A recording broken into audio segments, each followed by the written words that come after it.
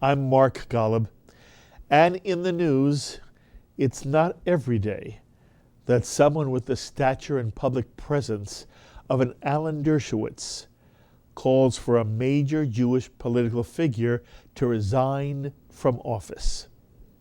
But that's exactly what Harvard professor Alan Dershowitz has done, calling for the CEO of the National Jewish Democratic Council, David Harris, not to be confused with the David Harris who heads the American Jewish Committee, but the David Harris who heads the National Jewish Democratic Council has been singled out by Alan Dershowitz to step down from his leadership role in the NJDC for what Alan Dershowitz says are lies Harris and the NJDC have told about Jewish philanthropist and Republican political activist Sheldon Adelson, who has made million-dollar contributions to the primary run of Newt Gingrich during the Republican primaries, and who has now made million-dollar contributions to the campaign of Mitt Romney.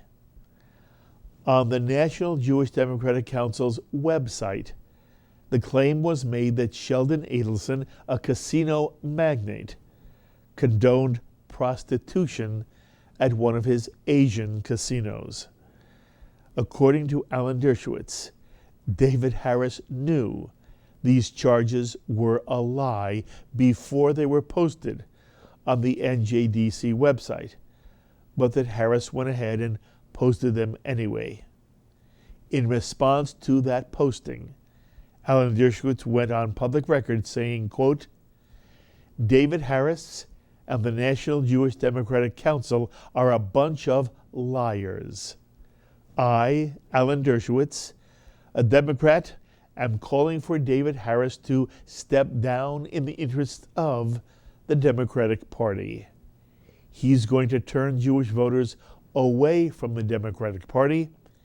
They're going to vote for the Republicans because of what David Harris and the National Jewish Democratic Council are doing, unquote.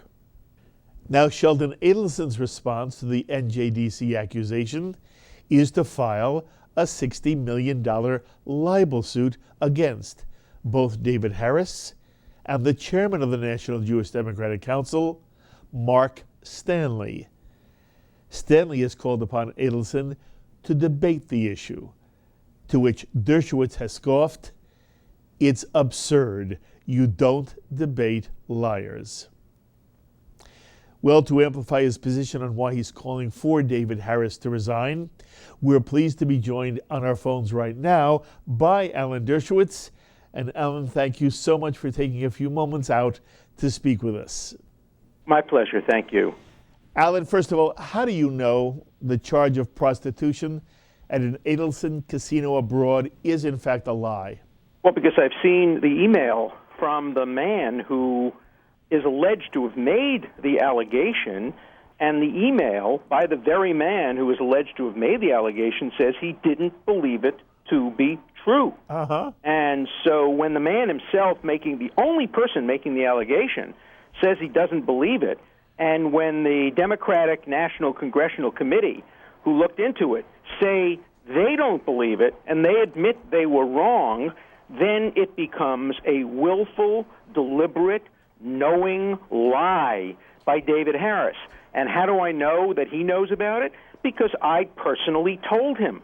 I picked up the phone, I called him, I read him the email, I told him that there was no basis for it, and he said or implied that he would make a change, and he did, and the next day he withdrew the petition asking people not to accept money from Adelson, but he refused to withdraw the defamation. It's an absolute instance of lashon hara, and also a chilul Hashem. I mean, just an absolute disgrace. And I'm a Democrat, and it's very bad for Democrats. It's very bad for Jews, and Harris has only one job in the world, to do things that are good for Jews and Democrats, and he's failed. So he must either be fired or he must submit his resignation.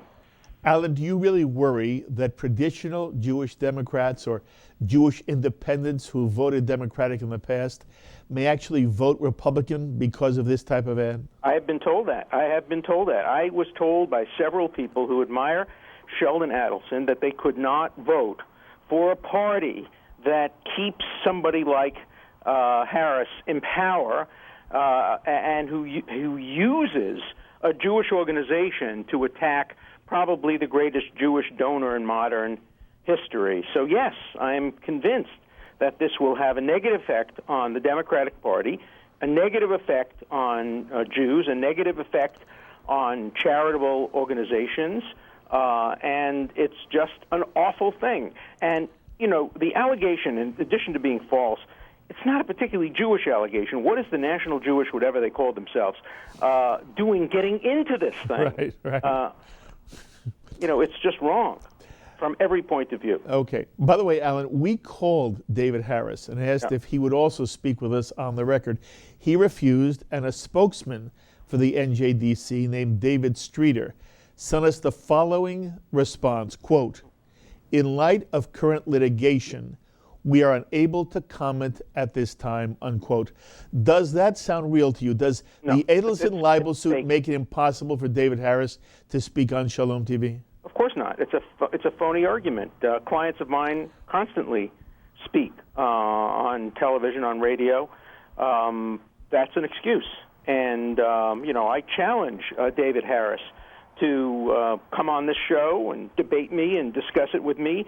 Deny that he had this conversation with me. He won't do that. He knows it's true.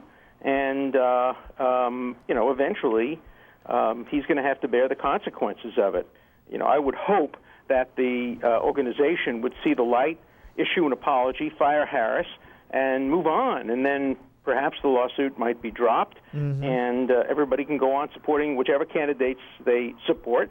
I think it's very good that there are Democrats who support the current president, and I think it's good that there are Republicans who support the candidate who's running against him. I think support for Israel must always be bipartisan. It never should take on a partisan tone, and I'm afraid that Harris and his group are really turning it into a partisan issue, and it's just not good for Jews. It's not good for Democrats.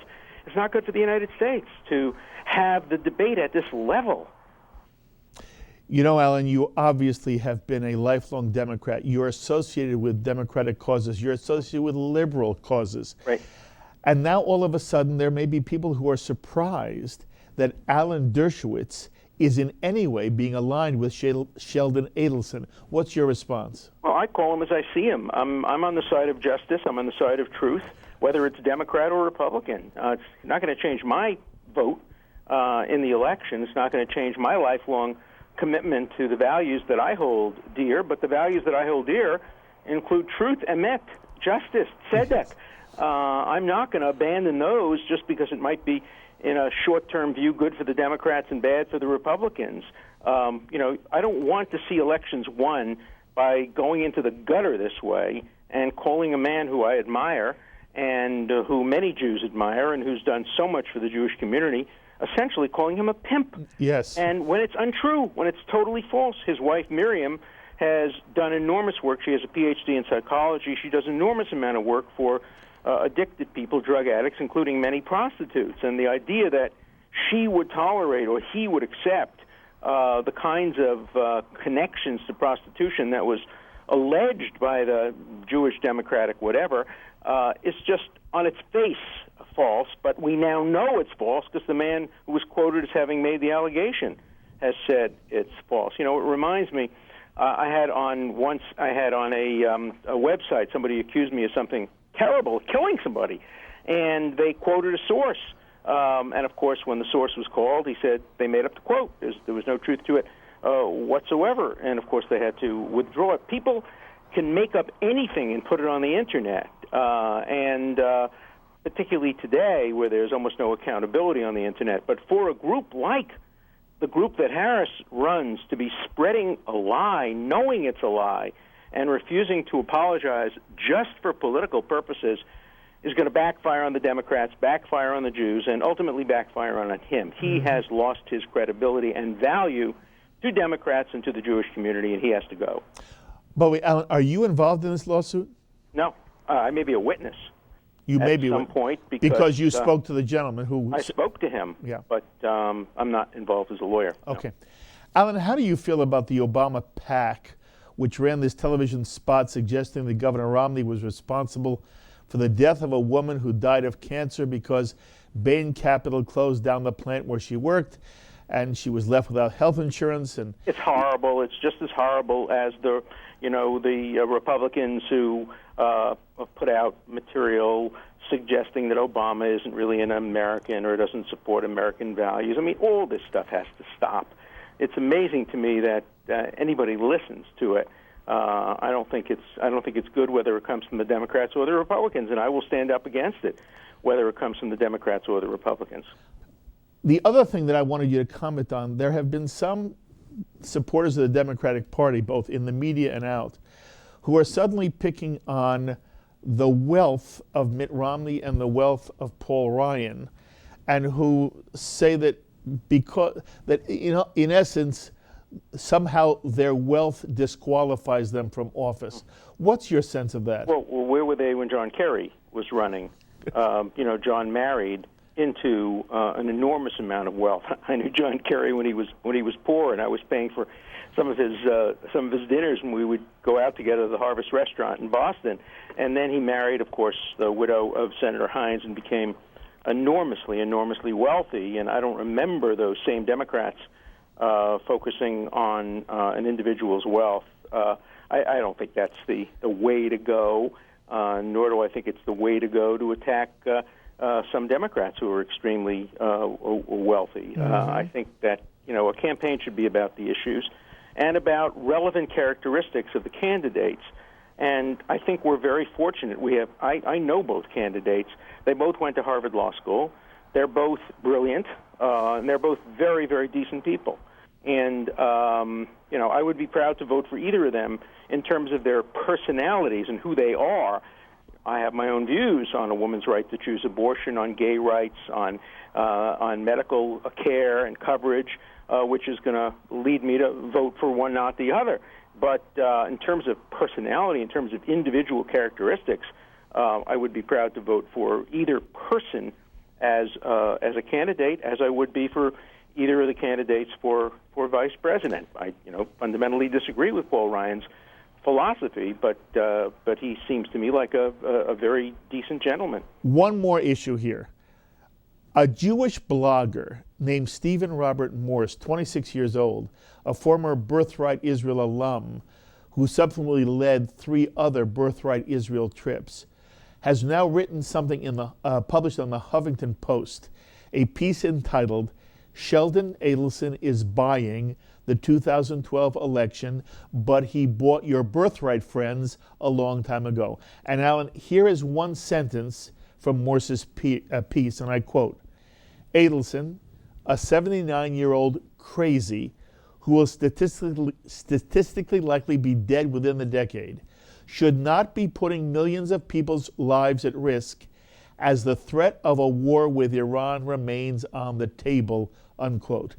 I want to know how you feel about the fact. I want to know how you feel about the fact, Alan, that Jewish columnists and bloggers are now helping, it seems to me, to foster the canard that the Jews are controlling American politics with their money. What's your sense of this? Well, what else is new? Look, there were individual Jews who voted for Mussolini and even supported Hitler's ascension to power. Jews can be just as stupid as any other group. The idea of calling Sheldon crazy and saying that he's going to, die soon is beneath contempt. But let me speak for 1 minute about Iran. I support President Obama's policy on Iran, and his policy on Iran is that containment is off the table, and that the United States not may but will militarily attack Iran if it crosses certain thresholds. And it's crucially important to Obama's policy that the Iranians believe that he means business, that, as he put it to me, President Obama did in a personal conversation in the Oval Office, "I don't bluff." The Iranians must believe that. And it's people like this guy Morse and J Street that are sending the Iranians a different message. J Street sent out a message today to all of its followers urging President Obama to stop beating the drums of war and stop saber-rattling and stop talking about a military strike against Iran, but to limit himself only to diplomatic and sanction options. That totally undercuts the policy of President Obama toward Iran and makes it much more likely that Israel and the United States or the United States will have to use military force against Iran. The only way to stop Iran from developing nuclear weapons is if they believe that America means it when it says the military option is not off the table. But J Street is trying to take the military option off the table.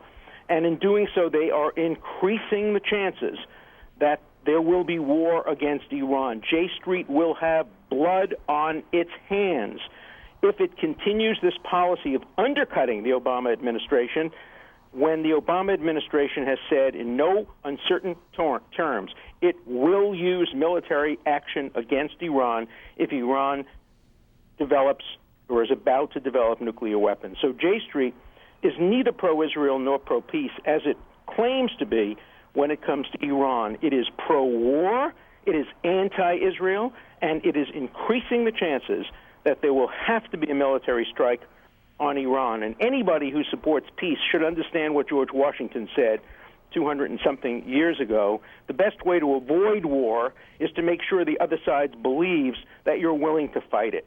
And that's what Obama wants to do, and that's what J Street is undercutting completely. As we wrap up, I want to ask it one more time. Alan, is there something wrong or sinister or inappropriate from your perspective about any wealthy individual who has obviously strong convictions of his own supporting a political candidate for president? We're talking now about George Soros, I presume, because obviously George Soros uses his money repeatedly to attack America, to attack the free market economy, to attack Israel, and to attack many values that we hold dear. And I'm sure much of his money goes to supporting political candidates. Look, wealthy people on both sides support political candidates. If I could write a law that would be constitutional, that would limit the amount of money that individuals could put into politics or corporations, I would do so. The Supreme Court has taken that out of our hands with Citizens United in some cases that went before it. As long as the law allows it, I don't see any reason. It's an exercise of one's First Amendment rights, the Supreme Court has said, and we should not be criticizing people who take advantage of what the Supreme Court has said is a constitutional right. So why do you think there is so much Jewish criticism right now from the left of a Sheldon Adelson? There would be no criticism if Sheldon Adelson were a liberal Democrat and were contributing to the Obama campaign. It's utter and complete hypocrisy, and nobody should fall for it. Doesn't it disappoint you the way in which the tone of people's support for, by the way, the Democrats and Republicans has become so ideologically dogmatic? I'm too old to be disappointed. Nothing disappoints me. It upsets me, it appalls me, but I don't expect more or better. For the most part, people, when it comes to political issues, are hypocritical.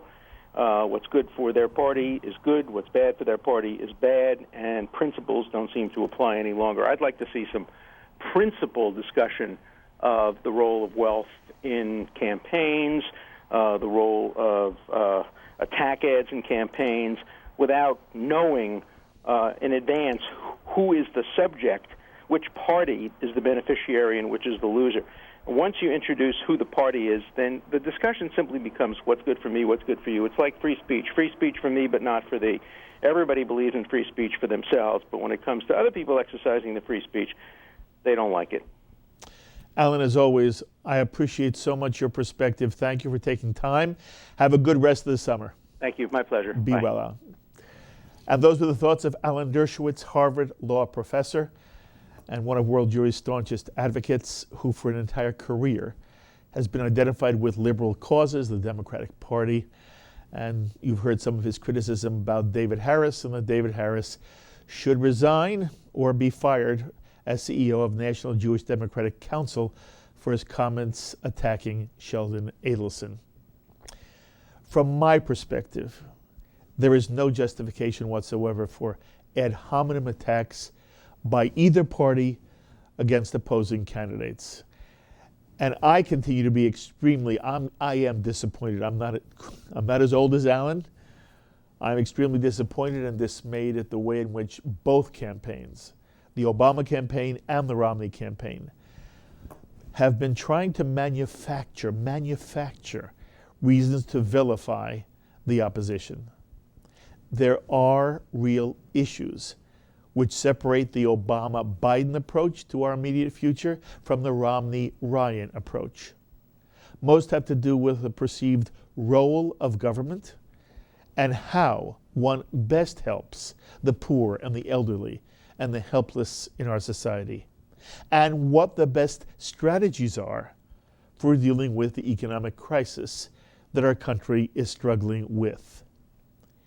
It's less clear to me what the differences are between President Obama and Governor Romney when it comes to Israel, because Governor Romney has not had any opportunity yet to make Middle East policy. And it just surprises the heck out of me when Jews think that a visit to Israel, when one is a candidate for president, assures one that if the candidate is elected, he'll make good on his campaign promises. And for all those who now question President Obama's commitment to Israel, I clearly remember his pre-election visit to Sderot, and how he said that if he lived in Sderot, he would do everything possible to stop Hamas from sending rockets against what would then be his wife and his children living in Sderot. So I give little credence to anything a candidate says prior to an election. And I'll also remind you that candidates always promise to move the U.S. Embassy to Jerusalem, yet the U.S. Embassy is still in Tel Aviv. So my refrain remains: learn from the wisdom of the Jewish tradition and the Talmudic principles that in every debate between honest and good people, elu ve'elu, divrei Elohim chayim, both sides are expressing the words of the living God.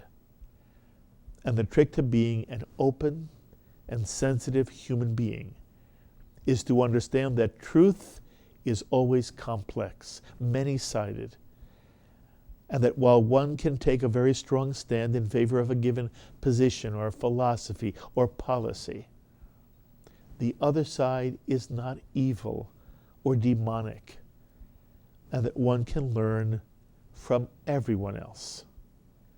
In the Jewish community today, there is far too much hubris, sometimes angry, self-righteous hubris. And sadly now, both Jewish Democrats and Jewish Republicans seem to be guilty of ideological dogmatism that blinds one to the whole truth and tends to cast the opposition in the worst light possible. And every one of us is the lesser for it. Those are my views. I'd love to know yours. As always, please email me, write me, post on our Facebook wall, tweet me, and we'll read some of what you have to say on the air. Until the next time, I'm Mark Golub. Be well, my friends.